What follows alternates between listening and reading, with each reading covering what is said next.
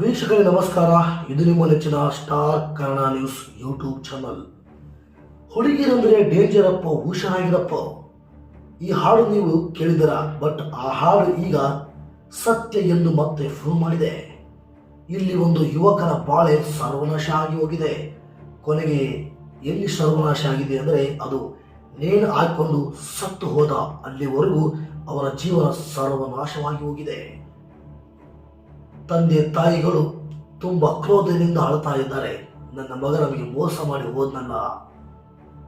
ಅಷ್ಟು ಒಬ್ಬ ಮುಗ್ಧ ಯುವಕನನ್ನು ಬಲಿ ತೆಗೆದುಕೊಂಡ ಈ ಪ್ರೇಮದ ಕಥೆ ನಿಜಕ್ಕೂ ನಮಗೂ ನಿಮಗೆಲ್ಲರಿಗೂ ಒಂದು ದಾರಿದೀಪ ಆಗಲೇಬೇಕು.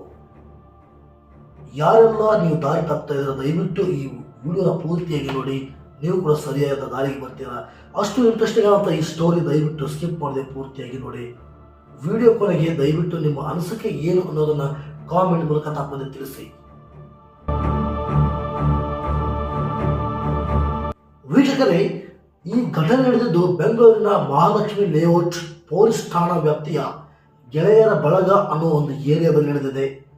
ವಿಷಯ ಏನಂದ್ರೆ, ಒಬ್ಬ ಜಿಮ್ ತರಬೇತುದಾರ ಯುವಕ, ತುಂಬಾ ಕಟ್ಟುಮಸ್ತಾದ ದೇಹ, ನೋಡೋದಕ್ಕೆ ತುಂಬಾ ಹ್ಯಾಂಡ್ಸಮ್ ಆಗಿರ್ತಾನೆ, ಹೀರೋ ತರ ಇರ್ತಾನೆ. ಅವನು ಜಿಮ್ ಕೂಡ ಮಾಡ್ತಿರ್ತಾನೆ. ಅವನ ವಯಸ್ಸು 26. ಅವನ ಹೆಸರು ಕಿರಣ್ ಅಂತ. ಇವನು ಒಂದು ಯುವತಿಯನ್ನ ಪ್ರೀತಿಸ್ತಾ ಇರ್ತಾನೆ. ಅವಳು ಕೂಡ ಇವನನ್ನ ಪ್ರೀತಿ ಮಾಡ್ತಾ ಇರ್ತಾಳೆ. ಪ್ರೀತಿ ಹಾಗೆ ಸರಿ ಆಗ್ತಾ ಅವಳು ಇವನ ಮನೆಗೆ ಬರ್ತಾಳೆ. ಕೊನೆಗೆ ಕಿರಣ್ ಅವರ ತಂದೆ ತಾಯಿಗೆ ಆ ಯುವತಿ ಹೇಳ್ತಾಳೆ, ಅಂಕಲ್ ಆಂಟಿ, ನಾನು ಮದುವೆ ಆದ್ರೆ ಈ ಕಿರಣನ್ನೇ ಅಂತ ಹೇಳ್ತಾನೆ. ಹಾಗೆ ಕೂಡ ಅವರ ಪ್ರೀತಿಯ ಜರ್ನಿ ತುಂಬಾ ಸುಂದರವಾಗಿ ಸಾಗಿತ್ತು. ಆದರೆ ಒಂದು ದಿನ ಆ ಒಂದು ಘಟನೆ ಇಡೀ ಕುಟುಂಬಸ್ಥರನ್ನೇ ಬೆಚ್ಚಿಬಿಸಿತ್ತು. ಇನ್ನೇನು ವ್ಯಾಲೆಂಟೈನ್ಸ್ ಡೇಗೆ ಹುಡುಗ ಅಂದ್ರೆ ಕಿರಣ್ ಆಕೆಗೆ ಗಿಫ್ಟ್ ಕೊಡಬೇಕಂತ ಗಿಫ್ಟ್ ರೆಡಿ ಮಾಡಿರ್ತಾನೆ. ಆದ್ರೆ ಆ ಕಡೆಯಿಂದ ಮತ್ತೊಂದು ಶಾಕಿಂಗ್ ಗಿಫ್ಟ್ ಬರುತ್ತೆ ನೋಡಿ. ಅದೇನಂದ್ರೆ, ಆಕೆಗೆ ಎಂಗೇಜ್ಮೆಂಟ್ ಫಿಕ್ಸ್ ಆಗಿರುತ್ತೆ. ಅಷ್ಟೇ ಅಲ್ಲ, ಮದುವೆ ಇನ್ವಿಟೇಷನ್ ಕಾರ್ಡ್ ಕೂಡ ಪ್ರಿಂಟ್ ಮಾಡಿ ಕಳಿಸಿರ್ತಾಳೆ. ಆ ವಿಷಯವನ್ನು ನೋಡಿ ಕೇಳಿದಂತ ಆ ಕಿರಣಿಗೆ ತುಂಬಾ ಶಾಕ್ ಆಗೋಗುತ್ತೆ. ಹಿಂದೆ ಮುಂದೆ ನೋಡದೆ ಪ್ರೀತಿಸಿದ ಹುಡುಗಿಯನ್ನು ನೀವು ಮೋಸ ಮಾಡಿದ್ದಾಳಂತಂದು ಒಂದು ಚಿಂತೆಯಲ್ಲಿ ಅವನು ಮಗ್ನಾಗಿ ಹೋಗ್ತಾನೆ. ಕೊನೆಗೆ ಅವನ ರಿಸಲ್ಟ್ ನೋಡಿ ಹೇಗಿರ್ತಂತ ಯಾರ ಮುಖವನ್ನು ನೋಡದೆ, ತಂದೆ ತಾಯಿಯ ಒಂದು ಮುಖವನ್ನು ನೋಡದೆ ಅವನು ಏನ್ ಮಾಡ್ತಾನೆ, ನೇಣಿಗೆ ಶರಣಾಗ್ತಾನೆ. ಈ ಲೋಕವನ್ನೇ ತ್ಯಜಿಸಿ ಹೋಗ್ತಾನೆ. ತಂದೆ ತಾಯಿಯ ಆ ಒಂದು ನೋವಿನ ಸಂಗತಿ ನಿಜಕ್ಕೂ ನಮ್ಮೆಲ್ಲರನ್ನು ಒಂದು ಕ್ಷಣ ನೋವು ಮಾಡುತ್ತೆ. ಈ ವಿಷಯ ನೋಡಿದ್ರೆ ನಾವು ತಿಳ್ಕೋಬೇಕು. ಆಮೇಲೆ ಇನ್ನೊಂದು ವಿಷಯ ಏನಂದ್ರೆ, ಈ ಕಿರಣ್ ಪ್ರೀತಿ ಮಾಡ್ತಕ್ಕಂಥ ಆ ಯುವತಿ, ನಮ್ಮ ಮನೆಯಲ್ಲಿ ತುಂಬಾ ಪ್ರಾಬ್ಲಮ್ ಇದೆ, 50 ಲಕ್ಷ ಸಾಲ ಮಾಡಿದ್ದೀವಿ, ದಯವಿಟ್ಟು ನಮಗೆ ದುಡ್ಡು ಕೂಡ ಅಂತ ಸಾಲ ತೀರಿಸ್ತಾನೆ. ಅಂದ್ರೆ ಅವ್ರ ಕುಟುಂಬಸ್ಥರಿಗೆ ಸಾಲ ತೀರಿಸ್ತಾನೆ. ಇಷ್ಟೆಲ್ಲ ಯೋಗಕ್ಷೇಮವನ್ನು ಇನ್ನು ಮದುವೆ ಆಗದೆ ಅಷ್ಟು ನೋಡ್ಕೊಂಡಿರ್ತಾನೆ ಕಿರಣ್. ಅದು ಯಾವುದನ್ನು ಲೆಕ್ಕಿಸ್ಕೊಳ್ತೆ ಆ ಯುವತಿ ಕಿರಣಿಗೆ ಮೋಸ ಮಾಡ್ತಾಳೆ. ಜಾಸ್ತಿ ಅಂದ್ರೆ 1.5 ವರ್ಷದಿಂದಪ್ಪ ನಮ್ಮ ಮನೆ ಹಾಳು ಮಾಡ್ಬಿಟ್ಲು.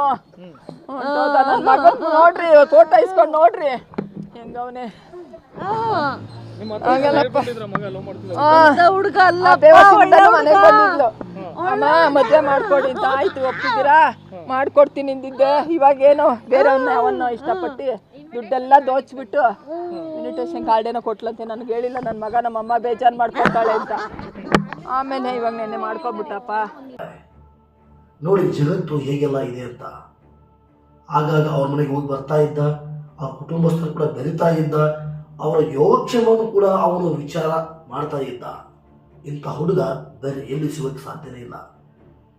ಚಿತ್ರದಲ್ಲಿ ನೋಡಿರ್ಬೇಕು, ಎಷ್ಟು ಹ್ಯಾಂಡ್ಸಮ್ ಆಗಿದ್ದಾನೆ, ಎಷ್ಟು ಕಟ್ಟು ಮಸ್ತಾದ ದೇಹ, ಜಿಮ್ ತರಬೇತುದಾರ, ಫೈನಾನ್ಸ್ ಕೂಡ ಮಾಡ್ಕೊತ ಇದ್ದ, ಒಳ್ಳೆ ಲಕ್ಷ ಸಂಪಾದನೆ ಮಾಡ್ತಾ ಇದ್ದ, ಒಳ್ಳೆ ಕಾರು, ಒಳ್ಳೆ ಎಂಜಾಯ್ಮೆಂಟ್ ಇದ್ದ ಜೀವನ ಅನ್ನುವಷ್ಟರಲ್ಲಿ ಬರೀ ಆ ಒಂದು ಪ್ರೀತಿಯ ಒಂದು ಬಲೆಗೆ ಬಿದ್ದು ತಂದೆ ತಾಯಿಯ ಮುಖವನ್ನು ಒಂದ್ಸಾರಿ ನೋಡದೆ, ಅಂದ್ರೆ ಅವರ ಜೀವನದ ಹಿಂದೆ ಮುಂದೆ ನೋಡದೆ ಅವನೆಲ್ಲರೂ ಬಿಟ್ಟು ಹೋಗ್ಬಿಡ್ತಾನೆ. ಹುಡುಗಿಗೋಸ್ಕರ ಇವತ್ತು ಅಪ್ಪ ಅಮ್ಮನ್ನ ಇವತ್ತು ಈ ಕೈ ನೋಡಲಿಲ್ಲ ಸರ್. ಅವನು ಅಟ್ಲೀಸ್ಟ್ ಈ ಕೈ ನೋಡಲಿಲ್ಲ. ಆಯ್ತಾ, ನಮ್ಮನ್ನು ಬಿಟ್ಬಿಟ್ಟು ಹೋಗ್ಬಿಟ್ಟ. ಇವತ್ತು ನ್ಯಾಯ ನನಗೆ ದಯವಿಟ್ಟು ಬೇಕು. ಇಂಥ ಹೆಣ್ಣುಮಕ್ಳು ಬೇಡ ಪ್ರಪಂಚದಲ್ಲಿ. ಮಕ್ಕಳಿಗೆ ಭಾಳ ಅನ್ಯಾಯ ಆಗ್ತದೆ. ದಯವಿಟ್ಟು ನ್ಯಾಯ ಕೊಡಿಸಿ ಅಂತ ನಾನು ಕೇಳ್ಕೊತೀನಿ. ಖಂಡಿತವಾಗಿ ನ್ಯಾಯ ಕೊಡಿಸಿ, ದಯವಿಟ್ಟು ಕೊಡಿಸಿ.